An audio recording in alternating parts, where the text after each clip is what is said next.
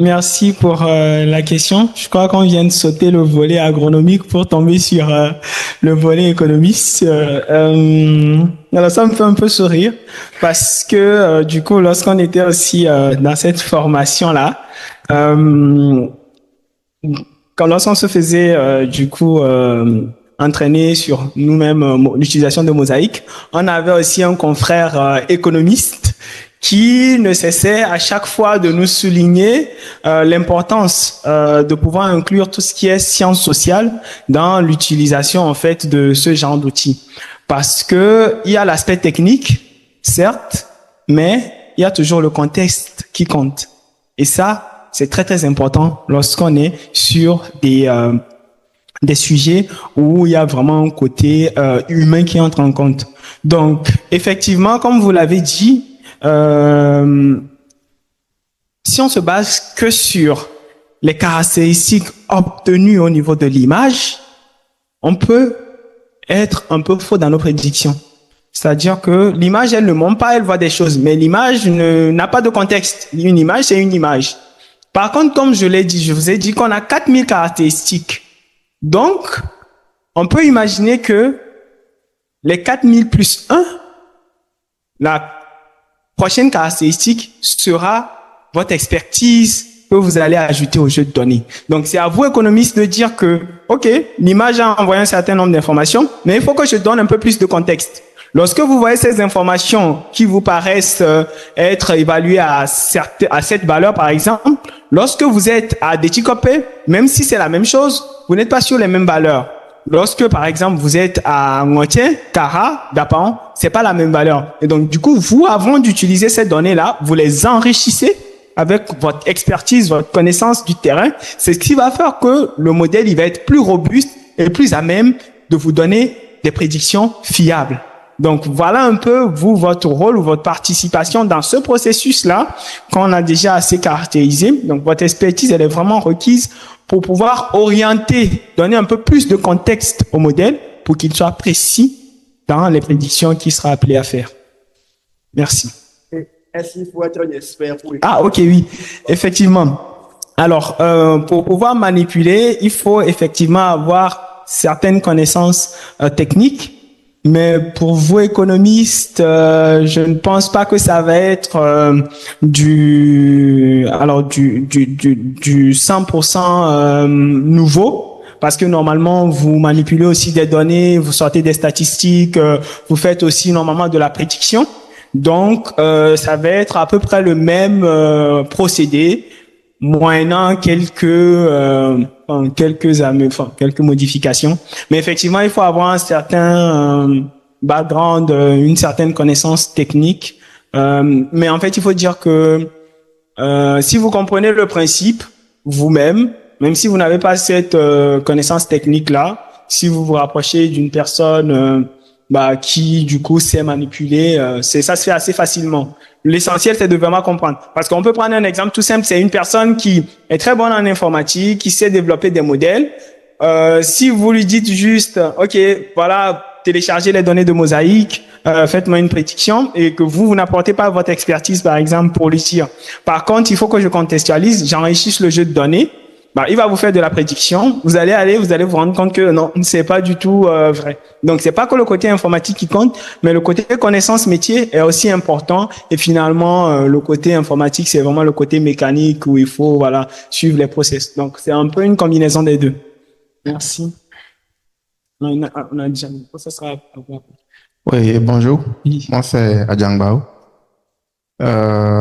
J'aimerais savoir si on peut utiliser Mosaïque pour suivre les lotissements. Étant donné que aujourd'hui la plupart des problèmes au niveau de la justice sont des problèmes fonciers. Merci. Alors, merci pour cette question. Ça me fait un petit peu sourire parce que avant d'entrer dans ce monde-là de la data science et le machine learning, de l'intelligence artificielle et tout, j'ai un passé aussi de topographe. Donc, je sais très bien les problématiques liées au foncier au Togo. C'est quelque chose qui est assez poignant parce que se rendre compte qu'aujourd'hui, la justice passe la majeure partie de son temps à traiter les affaires foncières, c'est un petit peu dommage. C'est un petit peu dommage parce que lorsqu'on est sur des problématiques dont on ne connaît pas la solution, on peut se dire, bon, bah, voilà, on n'a pas trop le choix.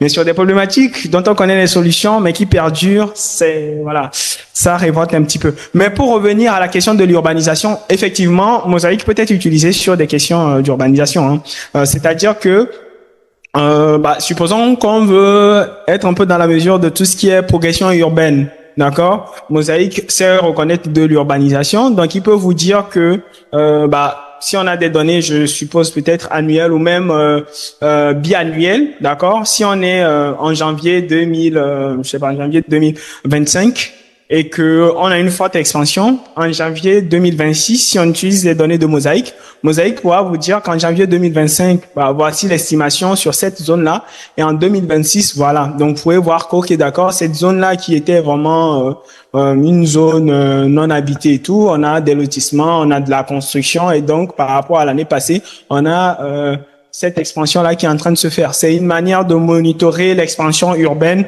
sur un territoire donné, mais bien évidemment qu'il y a aussi effectivement d'autres moyens pour pouvoir suivre ces avancées urbaines-là. Mais effectivement, Mosaïque peut être utilisé aussi sur ces questions d'urbanisation.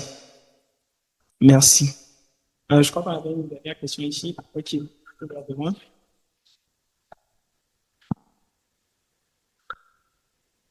Ok, merci beaucoup pour les explications. Ça devient très, très intéressant. Moi, ma question, c'est par rapport à l'interprétation des informations que fournissent Mosaïque. Parce que si je vous ai très bien suivi, vous avez précisé que Mosaïque donne uniquement que des vecteurs, des informations. Mais pour traiter ces informations, est-ce qu'on utilise d'autres applications? Si oui, lesquelles? Par exemple, si on doit connaître le nombre d'arbres, c'est à travers Mosaïque directement, on va pouvoir l'interpréter, ou il faudrait utiliser d'autres applications pour pouvoir le savoir. Et ma dernière question et proposition, c'est par rapport aux projets sur lesquels vous travaillez. Tout à l'heure, vous avez parlé du fait que vous travaillez sur les projets de détection des parcelles agricoles et de classification de cultures. Bon, je ne sais pas si dans votre équipe, vous avez des agronomes, des agroéconomistes, mais sinon, ça serait volontiers de pouvoir peut-être aussi participer à ce travail que vous faites. Merci. Alors, déjà, merci pour la proposition. Je crois qu'on est tous ravis que cet outil-là parle à tout un chacun et que vous entrevoyez les possibilités de pouvoir l'utiliser, de pouvoir aussi avoir une collaboration sur plein de sujets. Effectivement, sur les thématiques qu'on a abordées plutôt, sur lesquelles on travaille avec le ministère de l'Agriculture. Alors, c'est le ministère de l'Agriculture. On a une certaine expertise venant d'eux. Alors, on ne connaît pas en détail leur profil, mais je pense qu'il y a toujours moyen d'avoir une certaine aide. C'est pas du tout de refus de pouvoir avoir des expertises. Parce que moi, par exemple, sur tout ce qui est système naturel, j'ai pas une grande connaissance.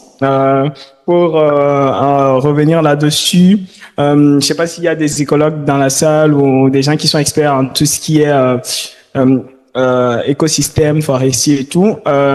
J'ai eu à travailler récemment sur un projet de détection de mangroves et ça a été vraiment compliqué. Parce que moi, je suis pas un expert de ces écosystèmes-là. Je cherche des images pour essayer de voir comment se présente la mangrove. Mais il y a certains types de végétation qui sont vraiment rapprochés et c'est difficile de pouvoir les détecter. Donc du coup, on en revient à la même chose, l'expertise métier. Donc j'aurais eu par exemple un écologue ou un expert en tout ce qui est couvert forestier avec moi, il m'aurait dit là c'est de la mangrove, là ce n'est pas de la mangrove. Donc voilà un peu l'importance de cet aspect-là, d'avoir cette expertise métier là-dedans. Donc c'est vraiment pertinent. Alors pour revenir à la première question, vous avez demandé c'est quoi les outils.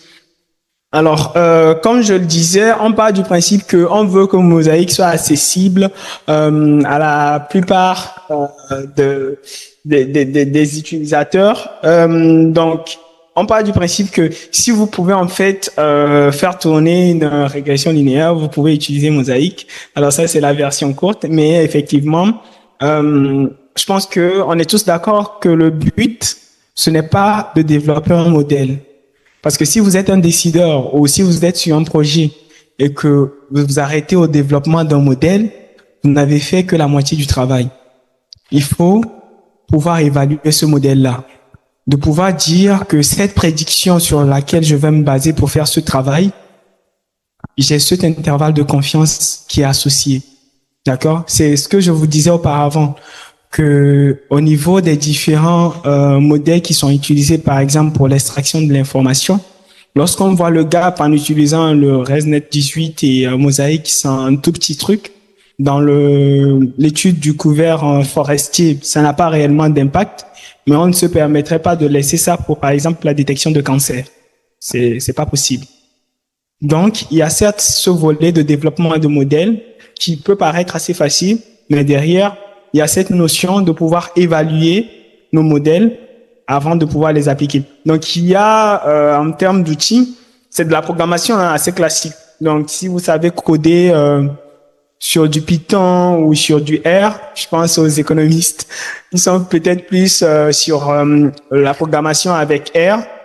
Ce sont ces outils-là, c'est libre, c'est des langages de programmation que vous pouvez utiliser pour analyser, exploiter, développer des modèles, les apprécier, voir leur précision et pouvoir utiliser le résultat de ces prédictions-là pour du coup vos différents projets.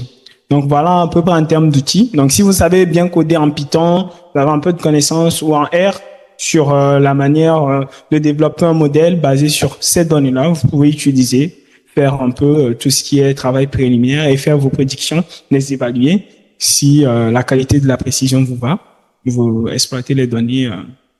Donc voilà. Je crois qu'il y avait une dernière question. Une question? Je crois que là.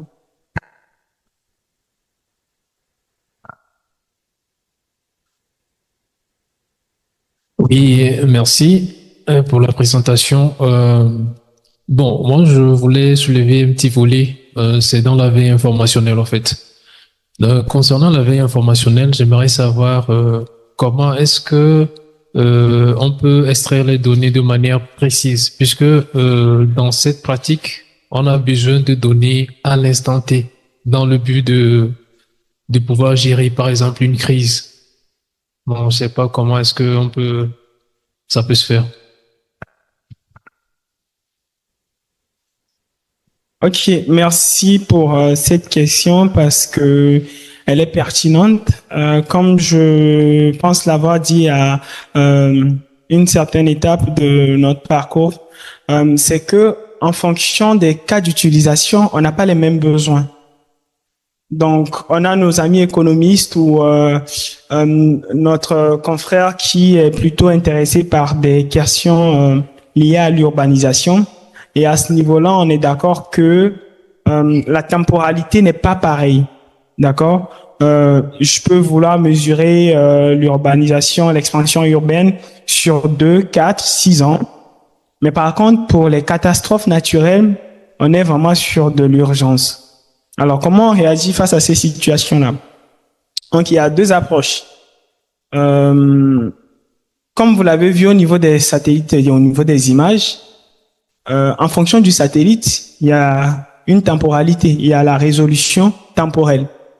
Donc, en fait, vous avez la possibilité avec certains satellites, d'accord? La plupart sont payants, ceux qui peuvent vous fournir ces services-là, d'avoir des images vraiment quotidiennement.